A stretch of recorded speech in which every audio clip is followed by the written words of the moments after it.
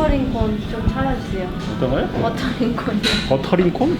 그거 진짜 너무 먹고 싶어. 그거 나온 지 1년 됐는데 안 팔잖아요? You dance move? Scapular retraction. You don't know? Howdy folks, welcome back to channel Traintrue, and today I am sitting on my throne, the bench press, and we're finally gonna get to my bench press series. This is my baby, my favorite lift, and the most important lift of them all in general, of course. So we're gonna take it step by step. We'll keep it simple today, and by simple I mean 50 steps probably minimum. We're going to go over the setup, the most important part of the bench. So, what is the difference between a bodybuilder bench press and a powerlifter bench press? Primarily it's, well, bodybuilders are trying to build their bodies, right? They want to get as much range of motion as possible, sometimes time under tension, get a pump, activate as many fibers as possible. But the powerlifter is focused on one and one thing only, lift as much weight as possible. So I'm gonna go over the powerlifting style of the bench press. So of course that means probably a bigger arch, probably a wider grip, and we are all gonna take advantage of our own body's leverages as much as possible. We're not just trying to focus on the muscle. But don't get me wrong, you're still gonna build a lot of muscle this way. And I'm not hating on bodybuilders or anything like that, but my opinion is that the powerlifting style of bench is probably safer for your joints in the long run. And the safer you stay, the more often you can lift, and therefore you could build a lot of muscle as well. I mean, look at these babies. Natalie and Portman didn't grow up from bodybuilding. When they were first born till now, powerlifting all the way.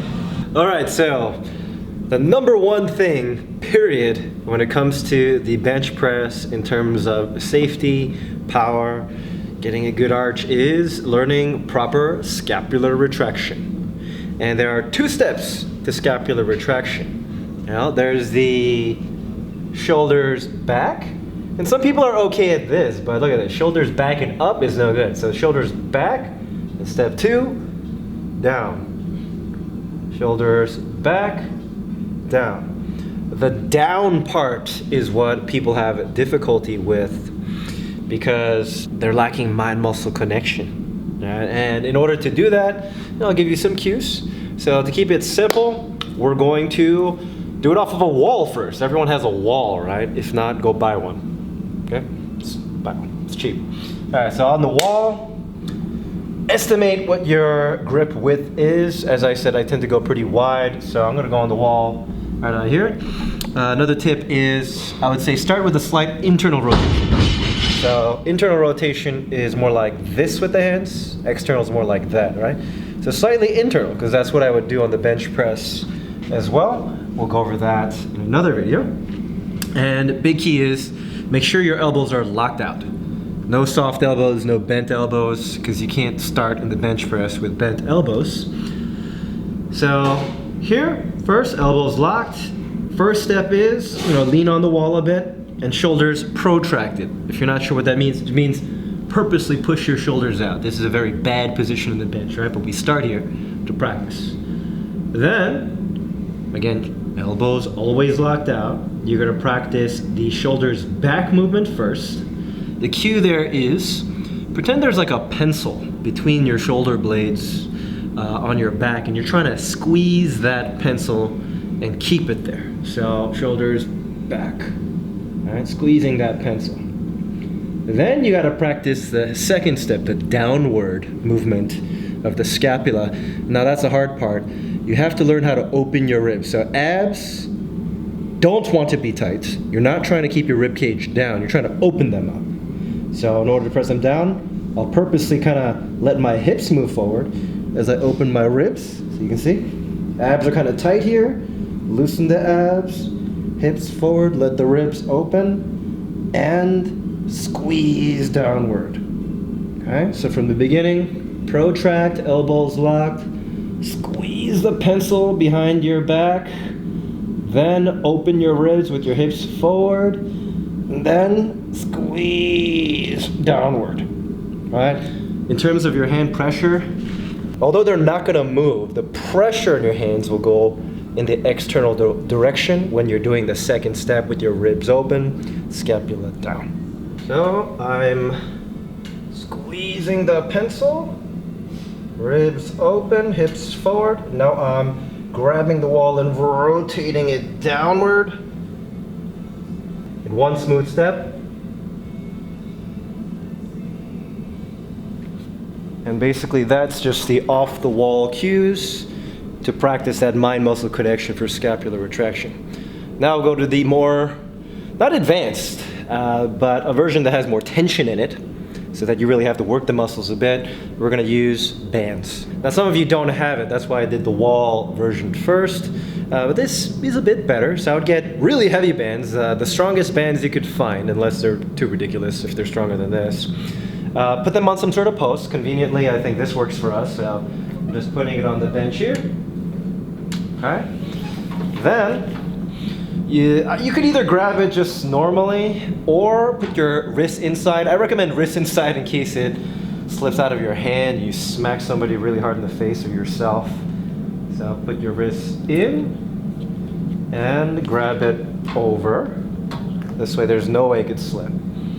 Then walk back until there's a good amount of tension. Enough tension that you could just literally lean back. All right, you're about to fall, but you don't. Again, elbows straight. Protract. Again, this is the dangerous position, but you gotta start here to get that mind-muscle connection so you know what to do. Remember, step one, same. Elbows straight, squeeze the pencil behind your back. Then step two, you kind of have to open your ribs. Try to do hips forward a bit. And rotate your arms a little bit. Protract. Squeeze the pencil. Then ribs open, hips forward. Rotate. And squeeze downward. You feel that squeeze in particular right here.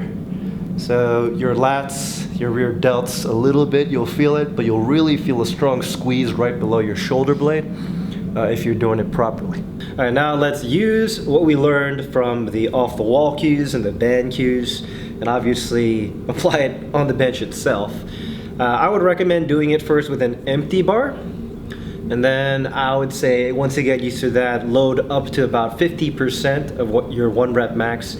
It's something you can just easily pump out, never feel danger. But it is good to practice it with some weight, because if there's nothing on the bar, it's not the same feeling. It doesn't retract the same way. All right, so let's get to the bench. I'm not gonna go over foot positioning and anything else in this video, just about the scapular retraction. So just get a comfortable position, lay down, okay. And of course, get your normal grip. I would highly recommend a relatively wide grip. I'll go over styles for that next time, but I do maximum, which is on the rings. All right, and then this is where you have to do your hip thrust. All right, so get your feet in place, do a hip thrust. Alright, and do your best to put all of the weight on your upper traps. So not your neck, not your lats, but your traps. So I'll do a big hip thrust. And then you want to push yourself actually with that hip thrust into place until you're comfortably unracking the bar. And then now this is a big step. Don't ever put your butt down, so keep your butt in the air, so constant hip thrust when you're practicing scapular retraction at first. So I'm going to take a little breath, unrack,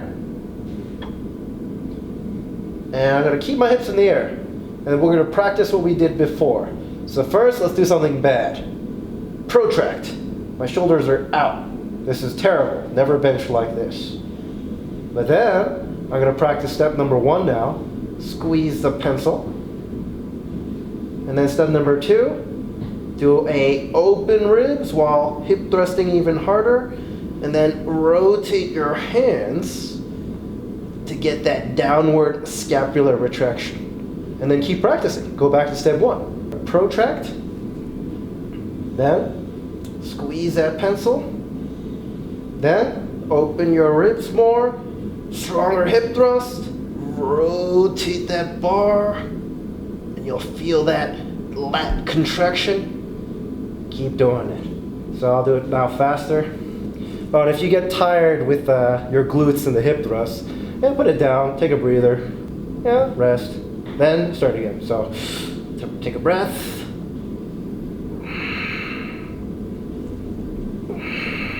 So if you keep practicing this over time, of course your arch won't be maximal at first. It'll be small and bigger and bigger and bigger. Then you'll eventually have this gap. Only your upper traps will be touching the bench, and you have all this room to get scapular retraction. Okay?